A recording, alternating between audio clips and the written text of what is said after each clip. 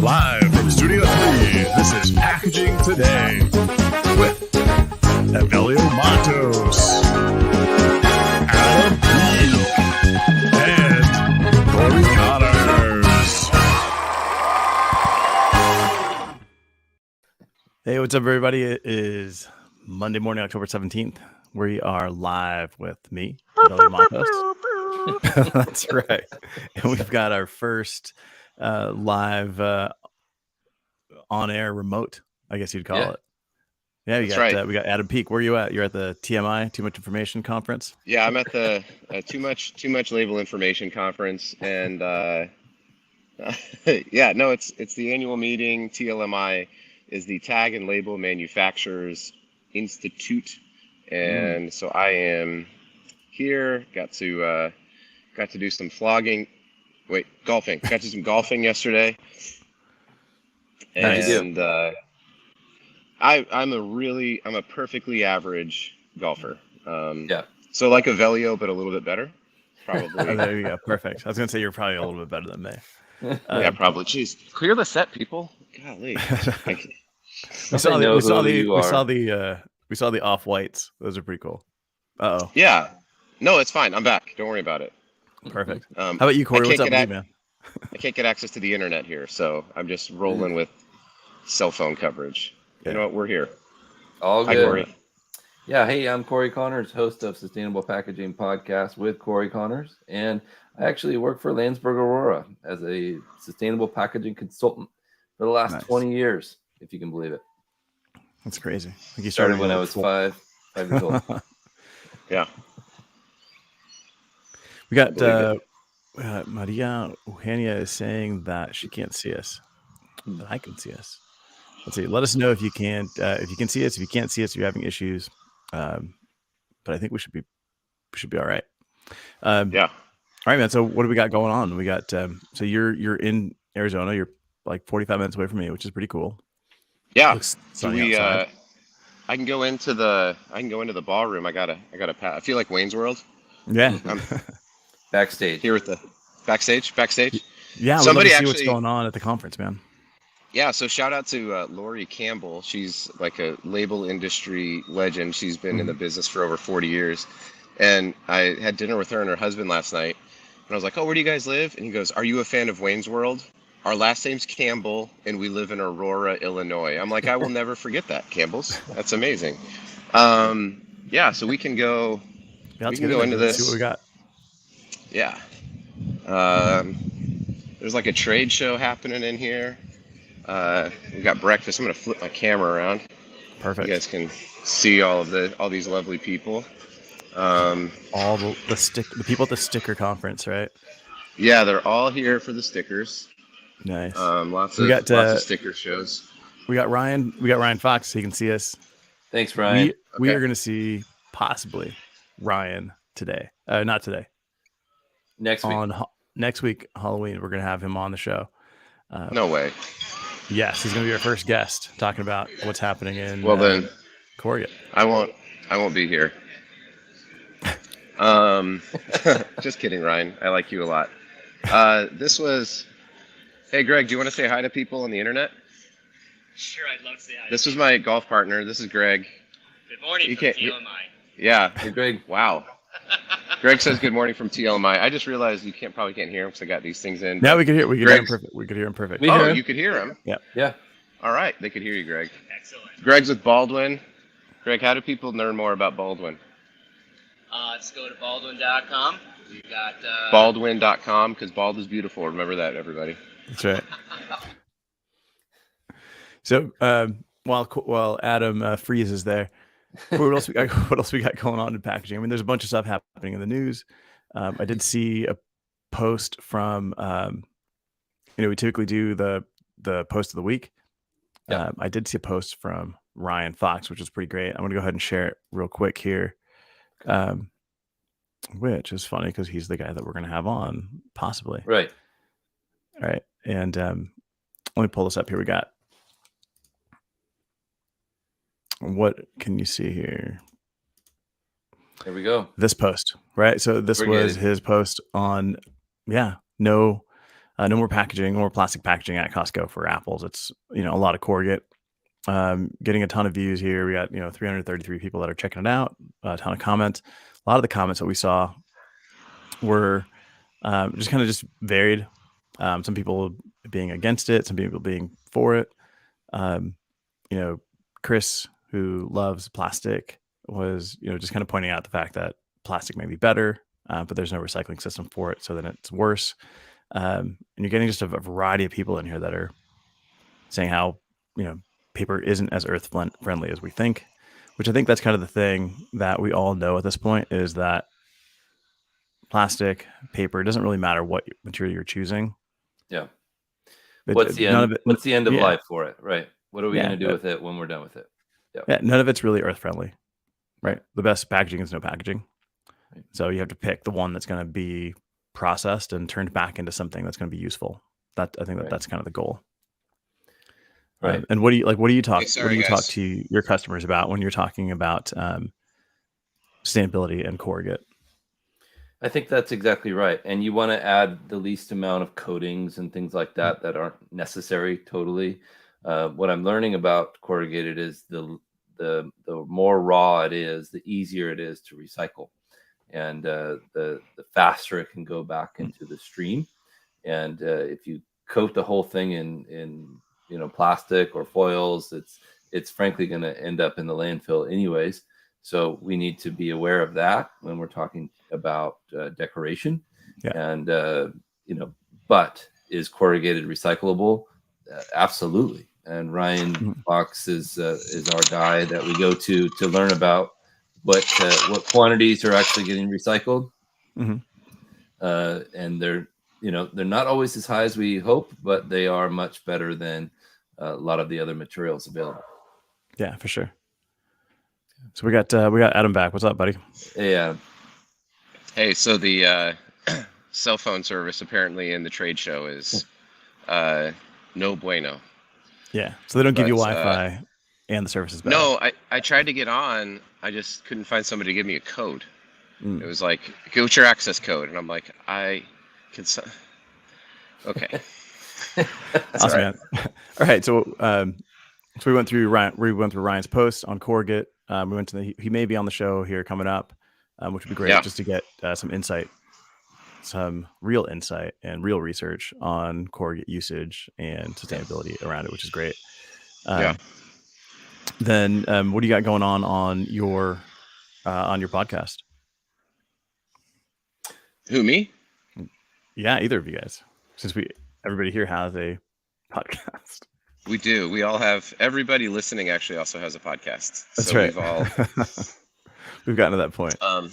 I've got about 6 live interviews I'm going to be doing today here at the TLMI annual meeting. So a lot of leaders in sustainability. Most people don't realize the impact that labels has on recycling and sustainability. It seems like such a silly thing. It's just a sticker, right? Right. But actually that adhesive can cause some problems. And so there's a lot of innovations happening, whether it's recycling the liner that carries the label or allowing the label to come off in recycling. So got a whole bunch of people lined up to talk about that with. And I'm looking forward to those interviews. So they should be out this week on the People of Packaging podcast, which apparently Apple does not want to update my new logo, and I cannot figure out why. Nobody can tell me. Apple can't, Substack can't, Anchor can't. Nobody knows why, but it's still just my old logo. So, Evelio, you're on mute, buddy. That's right. I had the dog barking in the back. Hey, man, real quick, Adam, you're talking about labels and having a washable adhesive. So what's the difference? So when do you want that, and when don't you want that? Like, what's the difference in adhesive? Because I think that makes a huge difference when people are asking for something, they don't really know what they're asking for. So what is that? Yeah, so right now the most beneficial is if your label is going onto a PET container. So what happens when the label goes through, or when the container goes through the kind of the caustic bath to get rid of everything to make it as pure as it can, the adhesive residue will stick on the PET bottle. Mhm. And so when it goes through and it gets turned into PET flakes, the Right. So you're adhesive is talking about still on it in the recycling in the process. recycling stream. Yeah. Yeah. And so what happens is those flakes that have the adhesive on it, when it gets heated up, they turn brown or discolored. And so if they even make it all the way through the filtering system, and so they become less valuable than the clear or the white that would end up also getting turned. So it's a way to encourage value in the recycling chain. It doesn't mean that the bottle won't get recycled. There's no way Right. for a MRF to know what type of adhesive is on this label. Right. But it's a pretty easy way if you have a PET bottle to ensure, especially a clear one, to ensure that your bottle is going to have the most value at the end of its life, and to help speed up recycling. It doesn't matter as much, certainly for glass or for HDPE. There are adhesives that are certified for HDPE, but it's a much wider range. Mhm. And so, a lot of brands don't know it. A lot of label salespeople don't educate themselves on it, so they don't know. And it's an easy way to get a sustainability win. Nice. Yeah. So, all right. So then, if I've got a bottle with a label on it that covers 50% of it, and it's got the wrong type of adhesive on it when it goes through the process, then 50% of that flake is going to be brown. So what happens to that Yeah, flake? Does that get separated out and not reused, or it just makes it into the process and you just discolor everything? yeah. I'm So back. Sorry. Um, yeah. So it depends on the situation, right? It can Mhm. either contaminate the whole batch, and make a bunch of clear flakes that have a lot of value right now. Clear or recycled PET is in high demand. Can either make them not as valuable. It can not make it through to be recycled and just end up, in the landfill, or it can be separated out and turned into its own low value, low grade PET. Cool. which still has Yeah, value, but not as much, right? Yeah. correct. I had a really awesome guest on my podcast this week. His name was Paul Folks Oriano. I think you introduced me to him a long time ago. And he's the founder of Circuithon, amazing company, amazing guy. I learned so much from him. He's tackling the law changes in the UK. There are 4 running congruently right now, and they're all about packaging, all about recycling, all about sustainability, and they're affecting major changes. And he's trying to figure them all out and help Yeah. companies navigate. Yeah. I had him on. I had him on again recently, a couple weeks ago. I think we did an episode on, is sustainability BS? Like, what were the scams in sustainability, from I love it. claims to materials? We went down the list, and he's always got a pretty clear point of view on these things, which was awesome. Yes. Hey, he's been posting a lot about the display with the what was it the Van Gogh painting? That Yeah, with the someone, soup. the activist. What are your guys' take on that? I know that I've seen Paul posting about it a few different times. Um, Yeah. I don't know. Yeah. What are your thoughts on? Does that maybe this is the question that I've had? Mhm. Does that help or hinder the movement? I mean, I guess we're talking about it, right? It achieved its purpose. I just didn't understand the connection between like big oil and the painting. Yeah, I think Paul. I thought Paul explained it recently. He kind of looked at it like, you can't, the way that they got the message across, like, that's not really the whole point. It's the point of the message, right? It's like, it's drawing attention to big oil. Yeah, the soup and the and the painting have nothing to do with it. Right. But it's like, at least we're getting coverage and getting the message out. Yeah, it was so fascinating to me to be like, was it? I literally, this is literally my first thought was like, was it an oil painting? Like, is that why they chose that one? I don't Right. know. It was I I'm always interested in activism because I agree. It doesn't have to be like a one-to-one thing. You know, like you don't have to chain yourself to an oil rig or something to draw attention to big oil. But um, and even there's a part of me that kind of wants to be like, well, what's your solution? And I have to Right. realize, like, for some people, their goal in life, and really what they've, you know, quote, been called to, isn't to be the solution providers. It's to be the ones who call out the problems, right? Yeah. And so I have to really check my own spirit in that and be like, no, they were doing what they could, right? They may not have an answer to what the solution is, but they're saying, hey, this is a problem and we're part of it. Our generation is going to suffer from it. So Right. anyway, Major issues. Yeah, we got Bob. I don't think they're coming from a point of ignorance in terms of the two individuals that sprayed the soup on the paint, if that's what you're talking about, versus who's complaining about the message. I think it's just what other avenues did these kids potentially have to get as much coverage as this, right? I think spraying, rubbing cake on what was the other, was it the Mona Lisa? Yeah. Right. There's like, people are doing, people have now realized that if they smear food on these paintings in these museums, that they're going to get coverage. yeah, like on Packaging Today, which is really what they were going for. Right. They wanted to get on here. Yeah. Congratulations, people. And to their credit, we're That's not right. talking about their names. We're talking about the issue, right? So, Yeah. Right. 100%. yeah, my initial reaction was just like, come on, kids. And I'm like, you know what? I think they did what they were setting out to do. Yeah. It's kids today, man. Kids. You know how many kids you could have fed with that soup, kids? At least one. Like 3. Yeah. Jeez. All right, guys. So, in terms of what we got going on, Cory, you got Paul Folks out of Llanos coming out, out on your recent episode. Adam, you're doing some good interviews there at the TLMI.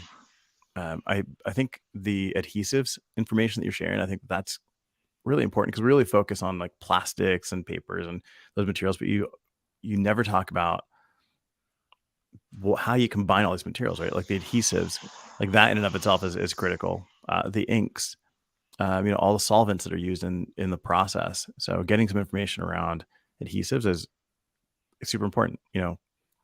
I've known from learning from you that some of these water-based adhesives that are better, but never really understood like why, like the whole story and the whole process. Yeah. So that's super, super helpful.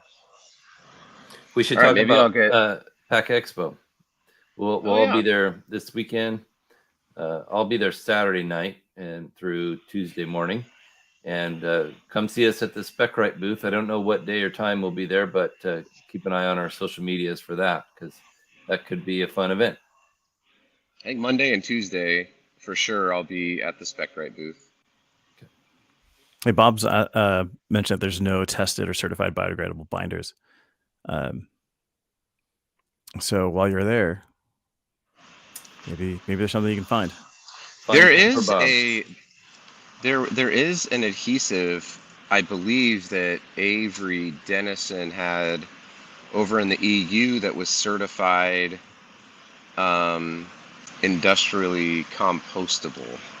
So it could go through. You could take a label with a compostable. I think it might have been a PLA face stock, and then they had an adhesive that would also be certified. But I'll check. There's some people here from Avery, just for you, Bob. That'd be great, man. Got you. We'd love to see. We'd love to hear about it. I'm gonna wander around and be like, "What about Bob?" Right. Bob needs to know. Dr. Leo Marvin. He's Somebody sailing. He's sailing. I'm a sailor. I sail. Ahoy. Awesome. All right. This week, I'm interviewing probably one of my favorite, my second favorite salesperson in packaging. Thank you. Yes. My second, Dan Whalen. Third.